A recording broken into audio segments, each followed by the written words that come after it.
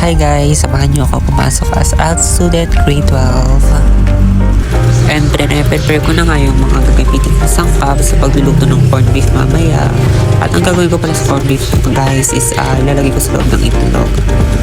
So, simple lang naman siya pero nasanay na kasi kami sa mga ganung pagkain like egg, yung mga canned food. Kasi wala naman kami kakayang bumili ng mga manok or mga baboy palagi. So kung peso tipilitiro, yun talaga yung lagi namin inuulam, mga ganung pagkain. Bihirang-bihira kami makakatikim ng mga manok, baboy, or lalo na yung baka at hipon. Kasi kapag ano lang yun, may mga okasyon or kaya may nagbigay sa amin. Ganun lang. Kaya sa mga nakakatikim ng mga ganung pagkain, normal na sa kanila yun ako. Swerte nyo. Kasi pinagsasawaan nyo ng pangarap nilang iba, diba?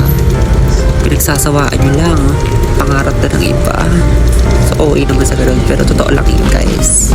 O sige na, kakain muna ako. Dami kong hanash. So guys, kain tayo. At ayan, tapos na ako kumain. Nakikipagharutan na ako dito sa aso na to.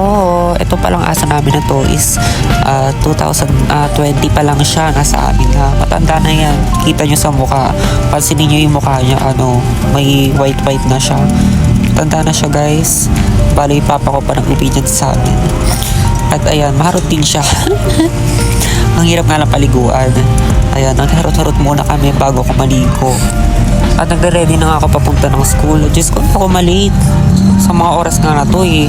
Anong oras na yan? Parang 30 minutes na lang yata before the exam. So, medyo nagmamadali na ako dyan. Hindi ko lang pinahalata. Paano ba naman? Nalibang ako sa kakascroll sa TikTok. Ay nako. TikTok pa. Ay nako, makakalis rin sa wakas. Diyos ko. At napansin ko, napakainit sa labas at wala akong payong. Nawala ko yung payong ko dati na pumunta ako ng mall. So ngayon, magsasuffer ako. So, tatawid lang pala para makasakay ng jeep kasi yung tinitirahan namin is nasa tabing kalsada lang siya. At alam niyo mga mare, isa rin niya sa advantage kapag yung tinitirahan mo is nasa tabing kalsada lang. Tatawid ka lang, nasa sakayan ka na ng jeep. Diba? So, nakita ko pa yung aso namin, nakasunod siya. Pinuntahan ko muna yung best friend ko bago kami pumunta sa school para sabay na kaming pumasok. At habang naglalakad kami, nagra-run siya ng mga problem niya. Siyempre ako din, no? Ganyan talaga kapag matagal kayo hindi nakita kaibigan mo.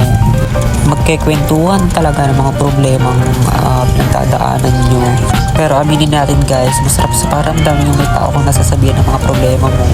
At sa wakas, nasa school na rin kami, napakainit. At ayun pa lang ang school namin, Paranaque Senior High School. At nandito na nga kami sa pinaka-challenging part sa lahat, ang pag-akyat sa hagdan. Tapos ang room nyo, 4th floor pa. Diyos ko, grabe.